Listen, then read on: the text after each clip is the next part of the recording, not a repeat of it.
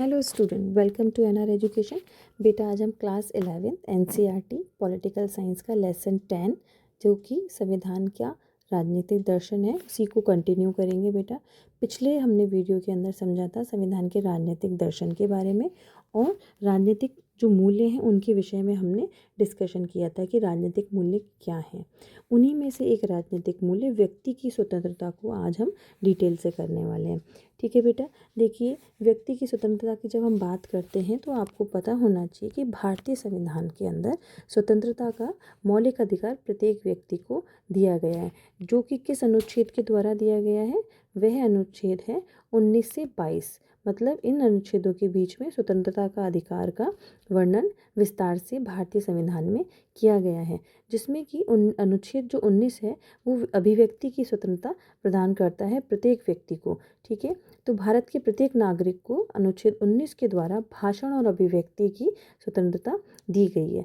बेटा जब हमने इसे प्रीवियस वीडियो के अंदर मैंने आपको समझाया था कि किस तरीके से ये जो अवधारणाएं, जो व्यक्ति की स्वतंत्रता, समानता और नागरिकता, ये सारी जो अवधारणाएं भारत में अपनाई गई हैं, इनके पीछे के न केवल कानूनी शक्ति बल्कि नैतिक शक्ति भी काम करती है।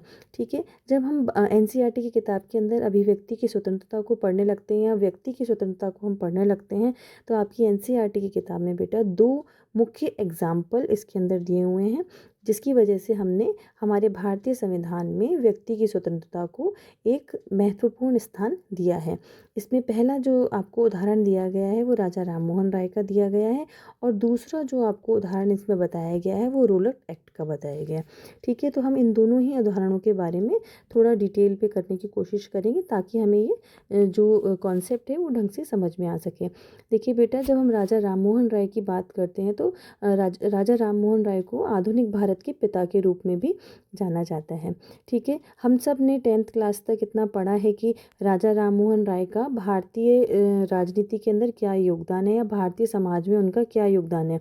फॉर एग्जाम्पल राजा राममोहन राय ने देखिए जातिवाद, बाल विवाह, सती प्रथा, इन जैसी कुरीतियों का विरोध किया और भारत में वर्तमान में जो अधिकार व स्वतंत्रता जैसी अवधारणाएं हैं जो हमने हमारे संविधान में अपना रखी हैं, उनको उनके अंदर अपना एक अहम स्थान दिया है। ठीक है, इसी के साथ बेटा राजा राममोहन राय को भारतीय पत्रकारिता का पिता भी कहा जाता है। यानी कि वर्तमान समय में हम जो प्रेस की आज़ादी जिसे कहते हैं या प्रेस का जो हम फ्रीडम इसको काउंट करते हैं, उसमें एक अहम स्थान राजा राममोहन राय का आता है। देखिए बेटा, इतना ज़्यादा डिटेल आपके एनसीईआरटी बुक में 11th क्लास के अंदर नहीं है, पर इन फ्यूचर आपको इसमें हेल्प हो और इसके पीछे की क्या हिस्ट्री रही है कि किस तरह से हमने प्रेस की स्वतंत्रता राजा राममोहन राय ने हमें दिलवाई, उसके संदर्भ में मैंने एक शॉर्ट नोट तैयार किया ताकि आप लोगों को समझने में थोड़ी हेल्प हो। ठीक है, इसमें आप समझ के चलेंगे कि अगर भारतीय पत्रकारिता का पिता राजा राममोहन राय को कहा जाता है तो उनके प्रयास क्या रहे। देखिए 1832 में उन्होंने अपने साथियों के साथ में प्रेस की स्वतंत्रता से संबंधित एक याचिका दायर की। वो याचिका उन्होंने दायर की थी प्रीवी काउंसिल में, जब 1832 में उसे प्रीवी काउंसिल को सुप्रीम कोर्ट, मतलब सुप्रीम कोर्ट वर्तमान में उसे प्रीवी काउंसिल के नाम से जाना जाता था, जहाँ पर उनकी ये याचिका जो थी वो खारिज कर दी गई। फिर उसके बाद उन्होंने इसी याचिका को उन्होंने किंग ऑफ काउंसिल में उसको अपील की। ठीक है, वहाँ पर उनकी इस अपील को स्वीकार कर लिया गया और राजा राममोहन राय का जो स्वतंत्रता या अभिव्यक्ति की स्वतंत्रता के संबंध में जो उनका कथन था तो वो ये था कि राजा राममोहन राय कहते थे कि अभिव्यक्ति की स्वतंत्रता शासन व शासित दोनों के लिए समान रूप से हितकारी है। यानी कि अभिव्यक्ति, अब जब व्यक्ति अपनी अभिव्यक्ति करने लगता है तो कभी भी समाज में क्रांति संभव नहीं है। जब भी किसी व्यक्ति को या समाज में व्यक्तियों की स्वतंत्रता या अभिव्यक्ति की स्वतंत्रता पर रोक लगाई जाती है, क्रांति तभी जन्म लेती है उस पर्टिकुलर समाज के अंदर। इसीलिए अभिव्यक्ति की स्वतंत्रता शासन और जो शासित हैं उन दोनों के लिए ही समान रूप से उपयोगी होती है। ठीक है, इस वजह से मतलब इसमें आपको ये एग्जाम्पल के थ्रू ये बताया गया है कि हमने अगर भारतीय स्वतंत्रता, हमारे भारतीय संविधान में अगर व्यक्ति की स्वतंत्रता को इतना अहम स्थान दिया है तो उसके पीछे की वजह क्या रही है। ठीक है। उसके बाद दूसरा एक ऐसा उदाहरण रोलट एक्ट।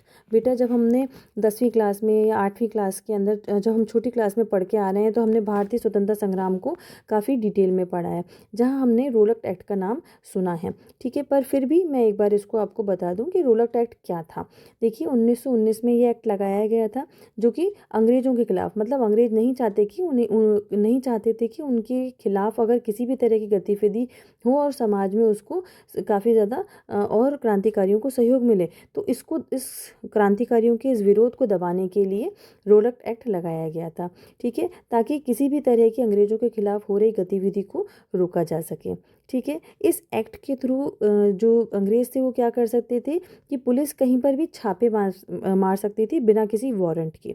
इसके साथ ही शक के आधार पर लोगों को जेल में डाला जा सकता था, और वो भी मैक्सिमम कितने ईयर्स तक, 2 ईयर्स तक। ठीक है, इसके साथ ही ये एक्ट ये बोलता था कि समूह में कोई भी व्यक्ति मतलब जो है समूह में किसी भी तरह का, चाहे तो प्रोटेस्ट हो, किसी भी तरह के समूह में वो लोग मेले में आदि में किसी में भी वो इकट्ठा नहीं हो सकते थे।